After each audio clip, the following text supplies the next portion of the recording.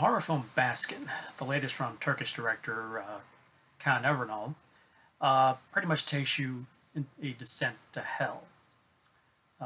Hell on Earth.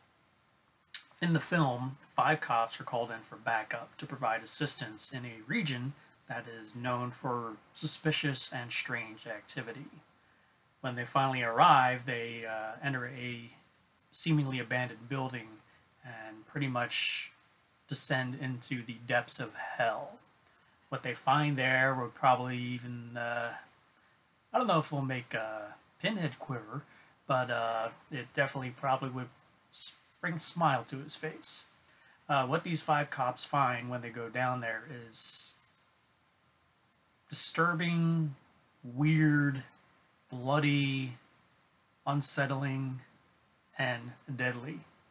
And Evernall basically takes us on that journey and forces you to watch everything that's going on. And as you're watching it, you spend some time trying to process not just what the hell you were seeing, but what the hell is going on here. And much like the Italian giallos, which in many ways Baskin is, there is just it really fits in that genre of Italian giallo. You got the great angles, you got the mystery, the violence, and the supernatural, the interesting angles and villains, and not spoiling anything, and then the ending, which almost feels like it's straight out of an Argento film or a Fulci film. Overall, I enjoyed Baskin.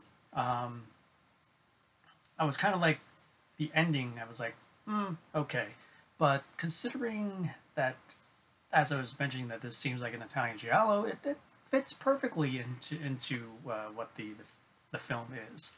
There are some questions raised as to what's going on here, what this could be, metaphorically speaking or literally speaking. It could be many things, but metaphorically, it's a road that's been traveled before, but fortunately, it doesn't come off as tedious or boring in this film.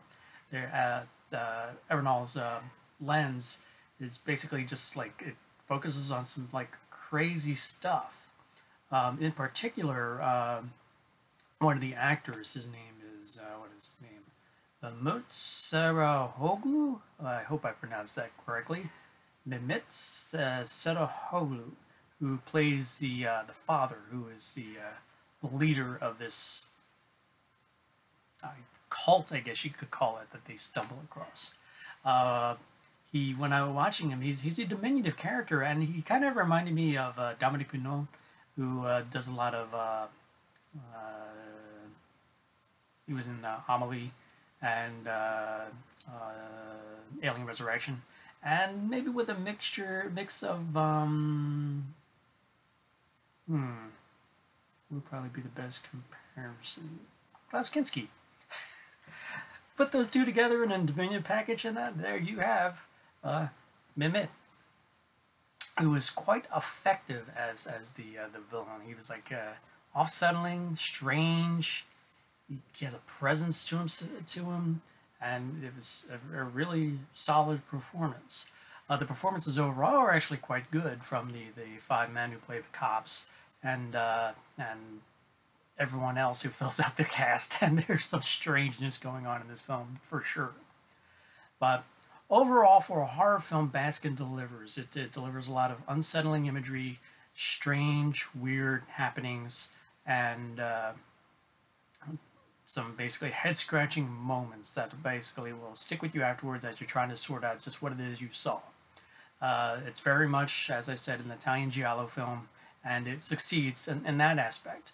But as a horror film overall, it does deliver the goods, but it's not as disturbing on the level of, say, the first time you saw Hellraiser, or for me, like something like Inside, or the first time you ever saw Cannibal Ferox, or films like that really just like made you want to turn your eyes away, or just stop the movie in general. But Baskin overall, it works pretty well. So I would have to give Baskin 3 stars out of 5. probably one of the better horror outings in recent memory. It's definitely not for the faint of heart, as you're going to see a lot of disturbing imagery. But for horror fans who just want some craziness in their with their gore and terror, it will deliver. But like I said, in the end, as an Italian giallo, it works. But as just a general horror film, it may retread things that we are accustomed to, but it's never boring or tedious. So, Baskin, 3 stars. If you like this review, hit that like button below. Have you heard of Baskin? Were you looking forward to Baskin? What were you hoping not to see or hoping to see in this horror film? Please let me know in the comments below. And also, if you want to mention what your favorite Italian giallo film is, I'd be interested to find out. If you haven't already subscribed to my channel, please do, so you can stay on top of my reviews as they come in.